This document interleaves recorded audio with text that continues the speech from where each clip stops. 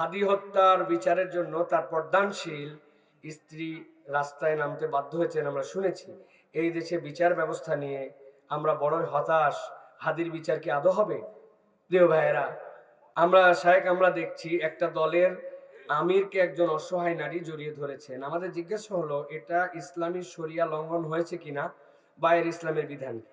প্রিয় ভাইয়েরা, প্রথম কথা হচ্ছে সব প্রশ্ন করতেও হয় না, আবার সব প্রশ্নের কোন করে উত্তরও দিতে হয় না। এইগুলো আমাদের কন্ট্রোভার্সি বাড়ায় অনেক ক্ষেত্রে।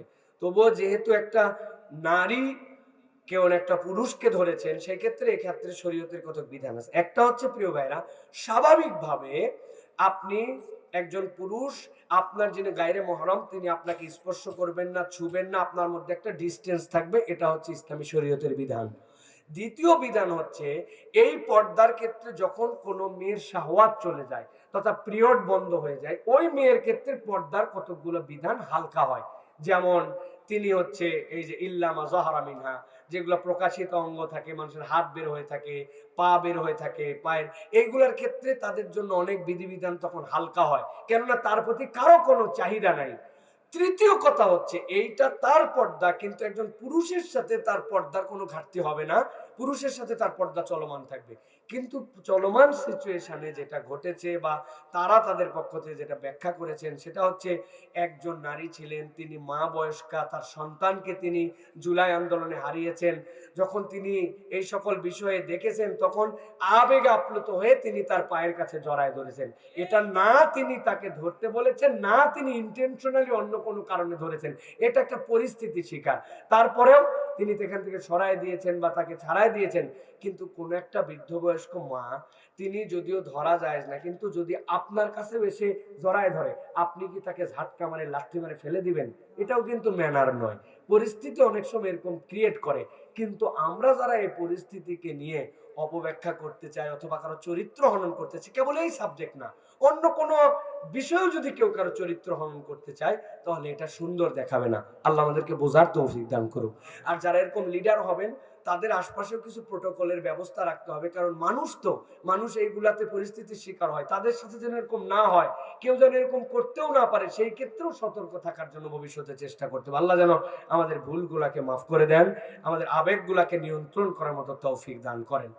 শাইখ, আমরা দেখেছি নারীদেরকে মা বোন বলায় কিছু মানুষ বলছেন নারীদের নাকি অসম্মান করা হয়েছে। তাহলে আমার জিজ্ঞাসা হলো, কিভাবে বললে নারীদের সম্মান করা হবে?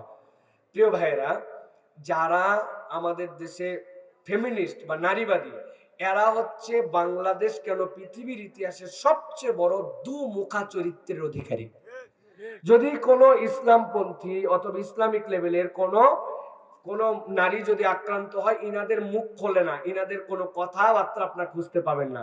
আপনারা অ্যাপিস্ট্যান্ট যে সাম্প্রতিক সময়ে যে কেলেঙ্কারির কথা আপনারা শুনেছেন, যেখানে নারীদেরকে, শিশু বাচ্চাদেরকে, নারী শিশুদেরকে নানান ধরনের ভোগ্যপণ্য হিসেবে ব্যবহার করা হতো, আল্লাহ মাফ করুক, কল্পনার মধ্যেও নিতে পারবেন না।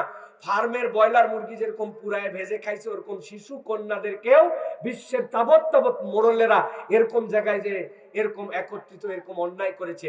আপনারা দেখছেন কোন নারীবাদী না তো নেড়িবাদীদের মুখ দিয়ে কোনো প্রতিবাদের কথা, কোন স্ট্যাটাস, কোন মন্তব্য?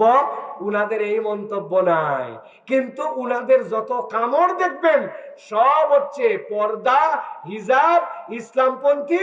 এদের কোনো কিছু ঘটলে তখন তাদের বিরাট ঘেউ ঘেউ ঘেউ ঘেউ শোনা যায়, ঠিক কিনা? এই ঘেউ ঘেউকে সবসময় আমল দেওয়া আমাদের উচিত না। এই ঘেউ ঘেউরা নানান কথা বলবে, আমরা আমাদের কোন নারীকে যখন মা বলি, এর থেকে সম্মান কিছু নাই। বোন যখন বলি, এর থেকে সম্মান কিছু নাই। একটা নারীর 5টা লেভেল থাকে, সময় নাই, 5টা লেভেলের কথা ইসলাম বলেছে। ইসলাম নারীকে কন্যা বলেছে, ইসলাম নারীকে স্ত্রী বলেছে, ইসলাম নারীকে মা বলেছে, ইসলাম নারীকে আরমেলা বলেছে, ইসলাম নারীকে বিধবা বলেছে। এই যে 5টা, তালাক প্রাপ্তা এবং বিধবা, এই 5টার মধ্যে সব নারী আছে। এই সব নারীগুলা বোন এবং মায়ের কাতারে, সুতরাং তাদেরকে এটা বলা মানে সম্মানিত করা। এখন আপনি যদি অপব্যাখ্যা করেন, এটা ব্যাখ্যা করে তো অনেক কিছুই করা যায়, সুতরাং এদের কথা আমলে নেওয়ার কিছু নাই। বরং ইসলাম সম্মান দিয়েছে, আমরা অন্য কোনো উদ্দেশ্যে তাদেরকে মা এবং বোন বলি না, আল্লাহর দেওয়ার সম্মানে আমরা তাদেরকে বলি। সুতরাং আল্লাহ ওদেরকে হেদায়েত দান করুন। আল্লাহ ওদের চোখগুলোকে খুলে দে, আল্লাহ কোরআনের রং দিয়ে তাদের চোখকে আলোকিত করে। বলেন আল্লাহুম্মা আমিন।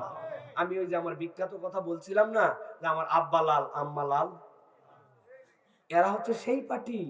ওরা কোরআনের বিধান সত্য জানে, হাদিস সত্য জানে। আমি তো ওদেরকে বোঝানোর জন্য বলছি, আল্লাহর বিধান ওরা খুদ ধরতে চায়। আসল খুদ তো আল্লাহর বিধানে কিচ্ছুই নাই। ওদের চোখের চশমার কালার হচ্ছে খুদ কালার, ওদের চোখের চশমার কালার হচ্ছে রং কালার। ওই চশমার জন্য আল্লাহর বিধানে ভুল দেখতে পায়, ঠিক কি না? আল্লাহ ওদেরকে বুঝার তৌফিক দান করুন। সর্বশেষ দুটি প্রশ্ন। হাদি হত্যার বিচারের জন্য তার পর্দানশীল স্ত্রী রাস্তায় নামতে বাধ্য হয়েছেন আমরা শুনেছি। এই দেশে বিচার ব্যবস্থা নিয়ে আমরা বড়ই হতাশ। হাদির বিচার কি আদৌ হবে?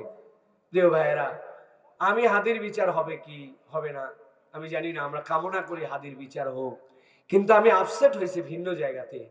যাদের রক্তের উপরে কারা কারা এসেছিলেন আমরা সেটা দেখেছি, তাদের সামনে যখন দাবি দেওয়া হয় আমার লজ্জা লাগে, আফসোস লাগে, ঠিক লাগে যে আপনি এই লোকগুলার সামনে পুলিশ লেলাই দিয়া পিটায়া পাঠায়া আবার স্ট্যাটাস দেন, তাদের প্রতি বল প্রয়োগ কিছু করা হয় নাই, তাদেরকে সরে যেতে বলা হয়েছিল, এর আশপাশে আন্দোলন করা যাবে না জানানো হয়েছিল।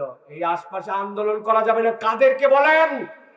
যাদের রক্তের উপরে আপনারা ওই জায়গায় বসছেন তাদেরকে আন্দোলন করা যাবে না। আপনারা আইন দেখান, আইন তৈরি করে মানুষ, আইন আসমান থেকে আপনাদের এটা নাজিল হয় নাই, ঠিক কিনা? ওটা কোন আসমান থেকে ঘোষিত পবিত্র স্থান হয়ে দাঁড়ায় নাই। হিম্মত থাকলে বের হয়ে আসতেন। বাবা দেখো, বিচারের জন্য আমিও চাই, আর বিচারের জন্য পুলিশকে তদন্তের দায়িত্ব দেওয়া হয়েছিল, তারা এদূর পর্যন্ত আগাইছে। অমুক অমুক সংস্থাকে বলা হয়েছিল, তারা চেষ্টা করতেছে। আমরা জাতিসংঘে এটা আবেদনের জন্য দিব, জাতিসংঘ তার আমার কথায় আমলে নিবে কি নিবে না এরকম না, কিন্তু চেষ্টা থাকবে। বাবা আমিও তোমাদের সাথে আছি, হাদি হত্যার বিচার চাই। এই কথা বললে তো সব সামলায় যায়।